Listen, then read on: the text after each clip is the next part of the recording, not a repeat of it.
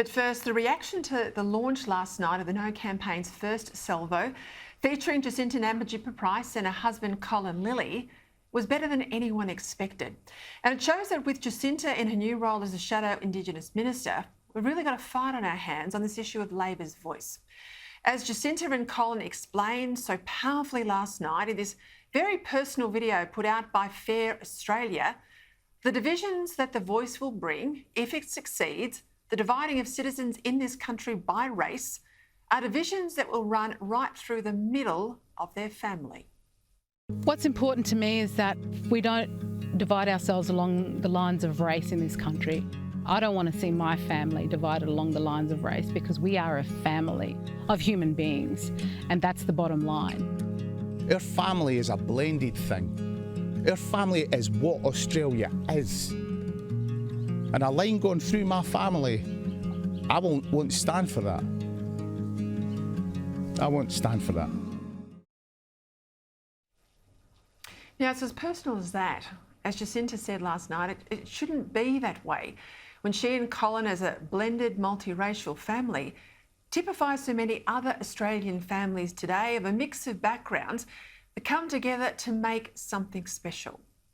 Because everybody's got a blended background of some sort. And, you know, for us, this is very personal. It is very personal. And as a family, it's very personal. And I think Australians need to understand just what's being asked, the magnitude of this ask of Australians going forward. Yet now, if the government gets its way, that something special that we used to celebrate in this country will be divided in the Constitution, our nation's founding document, along racial lines. Now, how can anyone try and sell that to voters as something positive is beyond me. It's why Peter Dutton should be commended for staking out a position to oppose Labor's voice, even though he knew it wouldn't be acceptable to all Liberal moderates. He did so knowing it was the right thing to do. And commended too for elevating the first-term Price onto his front bench as a demonstration to the Canberra bubble and the Liberal base that on the issue of the voice and Indigenous affairs more broadly, Dutton's serious. He means business as leader. As I wrote in my column in The Australian today, the mark of a good leader is being able to turn a difficulty into an opportunity. Losing Julian Leeser from the Coalition frontbench last week because he wouldn't back the majority party room decision on the voice was positioned by Dutton's critics as a serious setback, especially with the Coalition's Senate leader Simon Birmingham so ostentatiously ruling out whether he would stay or resign, whether he backed the voice himself. Will you campaign for a no vote? Well, it's equally not my intention. My intention is to respect the Australian people. At a personal level, will you vote yes in the ballot box when it comes to that referendum? Well, every Australian's going to enjoy the normal secret ballot of this type of process. But after this week's reshuffle and the promotion of two powerful Indigenous voice opponents, Price and, of course, South Australian Karen Little, don't worry about poor polls 2 years out from election. It's Dutton who looks strong, it's the Coalition that looks together, and it's the voice supporters inside the Liberal Party who look confused about their position and their allegiances. Nothing galvanises a political party like going into battle on a big issue which your side is or should be united. Now, it's instructive that fewer than 20 Liberals turned up in Perth to hear Ken White spruik for the voice just before he recently resigned from the party, compared to nearly 200 to hear Jacinta Price argue against it. To people on the centre-right, opposition to a constitutionally entrenched Indigenous voice to everyone on everything should be a no-brainer. Even Malcolm Turnbull got that when he originally denounced it as a third chamber of the parliament. To Liberals, the voice is an assault on the principle of equality before the law. It's my biggest objection to the voice. To Conservatives, it's eroding the sovereignty of the Crown, entrenching even bigger government and doing nothing practical to fix the manifest Indigenous disadvantage and dysfunction. As is becoming clearer from testimony to the Parliamentary Committee, even though it's got a disgracefully short time to take submissions, to conduct hearings and of course to come to conclusions, as it stands and if it's carried, the voice would make normal government impossible. Now that's actually the intention of the activists who are pushing the voice. As Professor Megan Davis has said, you won't shut up the voice. That is the point.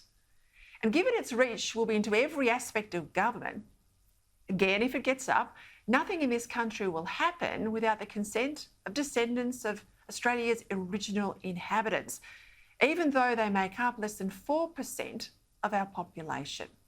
So if voters support this Trojan horse of a voice, this is how the process of government will change. Every time a big decision comes up, the voice will need to be notified well in advance and provided with all the relevant information to justify whatever's being proposed.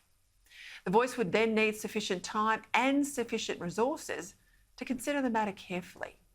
And should it make a representation to the decision maker, an individual or agency, well, they'd have to all take it extremely seriously or end up in the High Court, where I might add, you, the taxpayer, are going to foot the legal bill for both sides of any action, the bill for the voice and the government entity. As the Prime Minister himself has said, only a brave government could ignore the voice's advice. Because if the voice were not given all the information, time and resources needed to make a representation, and if the government failed to take it seriously, any government decision taken against or even without the advice of the voice would be struck down in the High Court as against the Constitution. And all those who want to think that a break in bipartisanship means this referendum is doomed, think again. Just look at the 100-year-old record of oppositions holding their seats in by-elections that recently fell in Aston. Add in the fact this hasn't been an orthodox referendum process. There's been no constitutional convention, only scant detail put out, and now a very perfunctory parliamentary committee process to review the final legislation. Consider too all the woke foundations and billionaires that are making seven-figure donations to the Yes campaign. And when the government itself is shortly to mount a multi-million-dollar taxpayer-funded so-called education push, we all know will be propaganda for the Yes case. Add in the millions of voters whose only news source is social media, probably aren't even aware there's a no case. And you can see why the Fair Australia campaign matters as much as it does. Now, what gives me heart is now that the one figure in our public life with a megaphone to rival the Prime Minister's is fully engaged, this should change. The very presence on the campaign trail of Jacinta Price will help to refute the Yes case smear that only racists would vote no. If you want to support the No case, I encourage you to visit the Fair Australia website. Sign up for the fight. Watch Jacinta's video in full if you haven't already. Share it with your family and friends and encourage them to share it and share it and share it again. People power from the silent majority can win this David and Goliath battle. They can win it against Labor's voice, but only if the silent majority doesn't stay silent.